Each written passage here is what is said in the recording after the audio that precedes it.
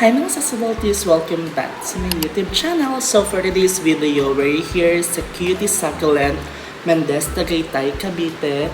Dahil tayo ay may work today as hair and makeup artist for prenuptial. And yeah, ito yung papakita ko sa inyo kung ano yung kaganapan namin dito as makeup artist. And papakita ko sa inyo yung aking minimal setup for today.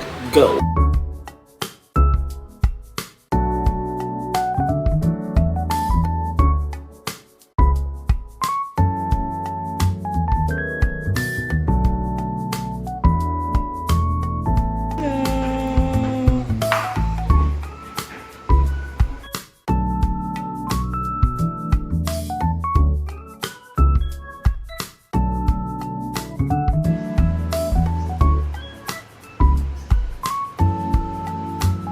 Ayan na naman si ate ko. Naglalaro na naman siya ng ganda-gandahan. In-game na naman si bakla. Oo. So by the way guys, nag-start kami kanina ng 4 a.m. Bali, dalawa yung naging client ko, which is yung nag-graduation pictorial from Emmy Dasma and si Ma'am Jenna for prenuptial. So nag-start kami ni Ma'am Jenna ng 4 a.m. Then yung isa naman is 5 a.m. Then, mga 8 a.m. sinundo ako ni Sir Ronel para dalhin dito sa Cutie Succulent, Mendez, Cavite. So yeah, medyo nakapagod tong araw na to, pero go! Ilalaban. Ilalagay ko na lang dyan sa ating screen yung mga final looks nila para naman makita nyo kung may nagbago nga ba and kung nag-improve nga ba ang isang glam by Robert Bush. So ngayon is waiting ako for her second layout. And hindi pa natin alam kung ano yung second layout natin, kung ano yung suot nila, and ayun. For the chill-chill muna ang atake natin dito.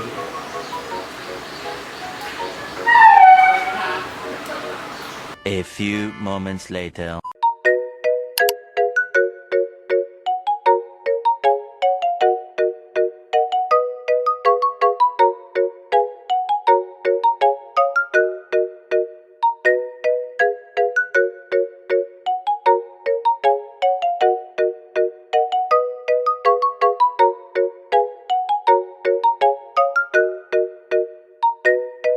One hour later.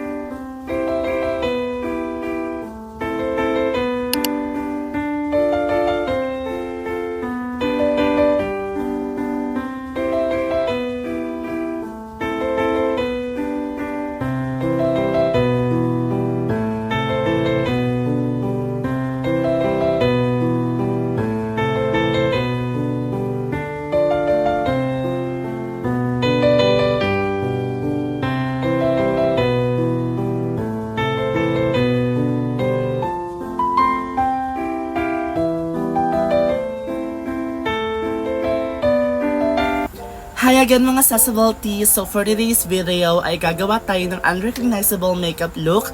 So ibig sabihin ay ibang-iba ang magiging itsura natin after this transformation. So this trend ay nakita ko lang sa TikTok. Syempre sobrang trending niya and sobrang sabog na sabog siya sa aking For You page. Kaya naman naisipan kong gawin to and pinakita ko siya sa aking mother, then ayun nga, na-request din ng aking mother na gawin to sa aking YouTube channel. Kaya naman ngayon ay pagbibigyan ko siya dahil gusto niya akong makita na iba ang aking itsura ba. Na para bang ayaw niya sa ganitong itsura ko. Girl. So huwag natin tagalin to without further ado. Let's get started! So wala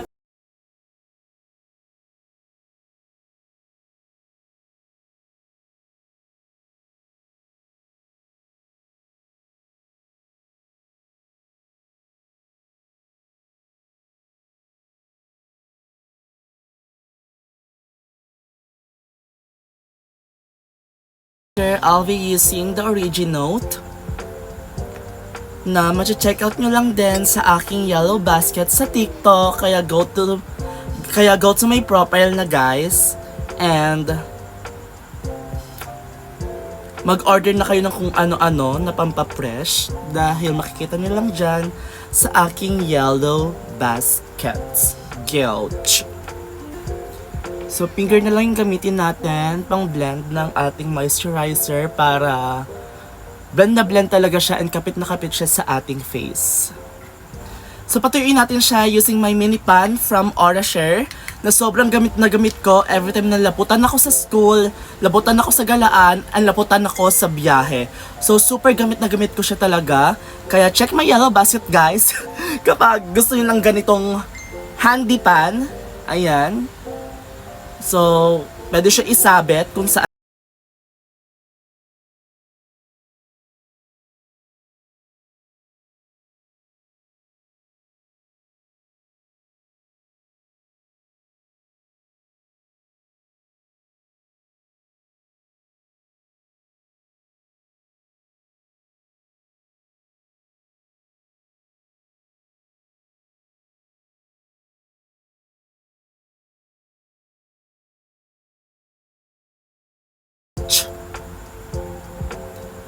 Sa kabila, hey.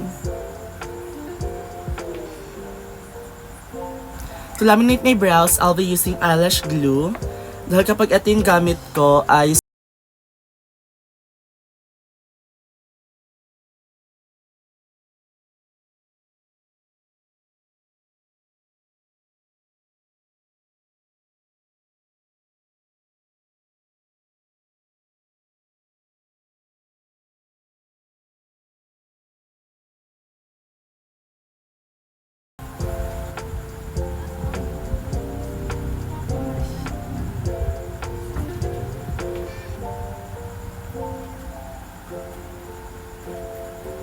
to conceal my brows, I'll be using Pink Blush in the shade 05.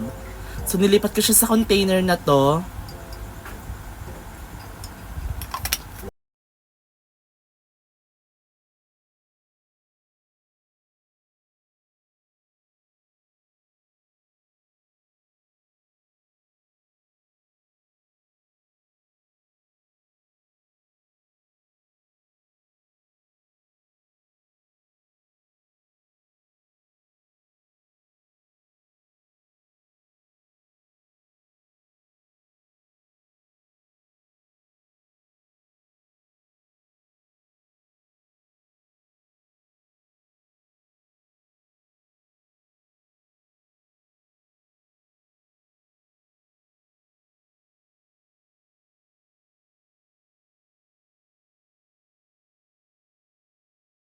Coverage from DW na mati-check nyo din sa aking yellow basket. Gouge. So, in the shade 02, dalawa yung shade niya, 1 and 2. But, ang gagamitin ko for my face ay 02 dahil ito ang malapit sa ating skin tone.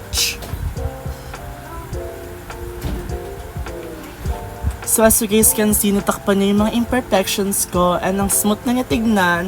Kaya naman, ang ganda talaga ng perfect coverage from DW na powder. Kaya naman, click my yellow basket.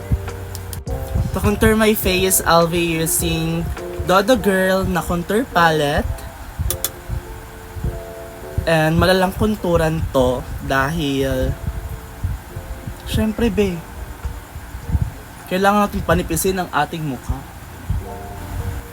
Nag-contour na ako ng aking face and also nag-highlight na din ako sa ilong. Tinry ko lang, bakit? For my eyeshadow naman, I'll be using Too Faced eyeshadow palette in the shade Maple. Ito yung kukunin ko. Medyo orange na may pagka-brown. Then later on is ida-dark natin siya ng ida-dark. Na para pang, wow, smoky eye. So, ayan. Dito lang. Dito lang sa ating outer part ng ating eyes. And a little bit up here sa ating inner part. Maglalagay lang ko ng onting crease.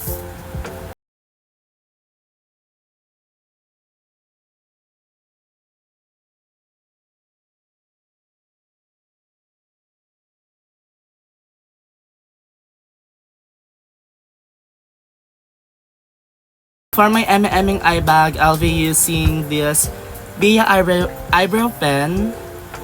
And ganito lang yung gagawin ko. Susunod ko na lang yung eye bag ko talaga. Pero light lang ilalagay ko. So tinapos ko na lang yung aking pag-eye makeup. Then proceed na tayo sa ating blush on, highlighter. And ipa-finalize ko na lang tong look na to para hindi na tayo matagalan be. Then update ko na lang kayo agad sa final look. Gouge.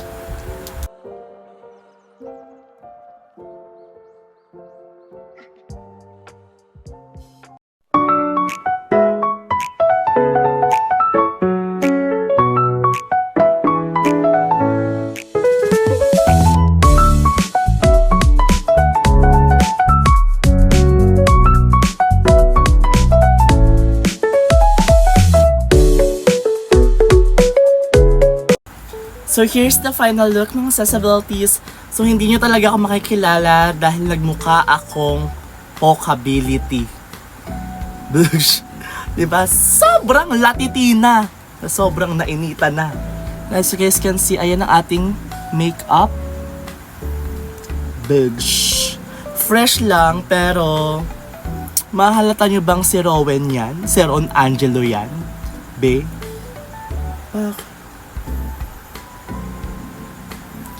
Big shh. So to end this video, gusto ko muna magpasalamat sa mga taong walang sabang sumuporta sa akin, lalong-lalo sa Glam by Rowan dahil magsa 600 followers na tayo sa aking FB page.